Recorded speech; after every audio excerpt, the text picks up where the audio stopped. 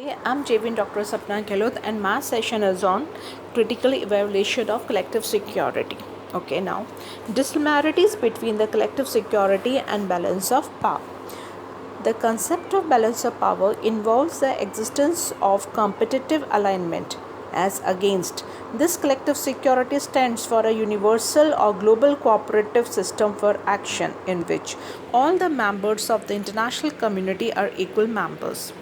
In balance of power, only major states are actors. In collective security, all states are actors. Balance of power alliances are definite. Collective security, cooperative is general. In balance of power, enemy is either from within or from outside. In collective security, the enemy is always from within. In balance of power system, only 5 or even major powers are involved. As against this, in a collective security system, all the nations are committed to fight aggression against any state. A balance of power system permits neutrality and the localization of war, as a state can remain neutral. Collective security rules out neutrality and requires all the states to join the collective security action against every aggression.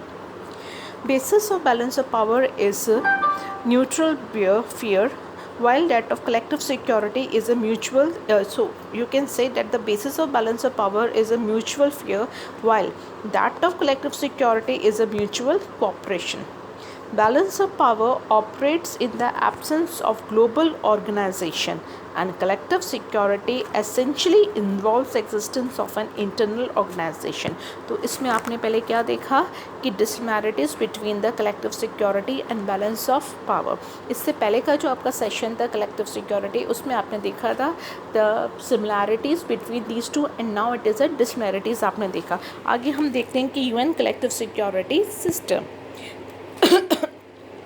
The Charter of the United Nations regards the preservation of international peace and security as its most major objective. Collective security has been laid down in the Chapter 7th of the UN Charter, and its little read action with respect to threats to the peace, breaches of the peace, and act of aggression. It contains 13 articles, Article 39 to 51, which together provide for collective security system for preserving the international peace and security.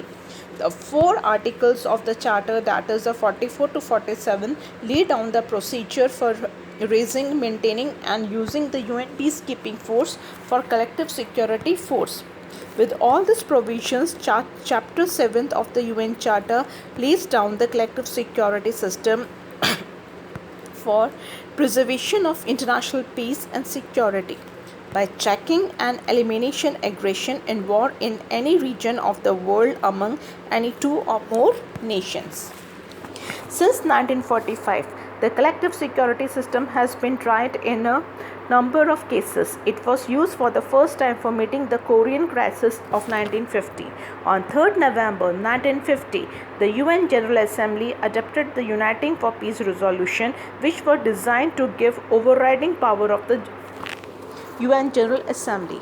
The collective security system has been gaining a new credibility in contemporary relations. Collective security system is being optionalized in more than 20 different places. So, and the criticisms now come to the criticisms of the collective security. The first thing you can say, the concept of collective security is based upon certain idealistic assumptions which make it optionalization. At times, it is not possible to identify the aggressor. Collective security is a limited concept. The major limitation of the collective security system is the absence of a permanent keeping force. Collective security is a limited concept.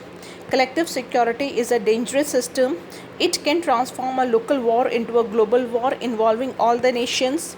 Now come the adult condition for the success of collective security. The first is agreement on the definition of aggression. More broad, you can say the more scope, the more broad based and more power United Nations. More powerful rules or role of your UN Security Council. Popularization of peaceful means of conflict resolution. Existence of a permanent international peacekeeping force. and strengthening of peaceful means of crisis management and international peacekeeping. So, collective security can successfully operate when these conditions are present in the international system.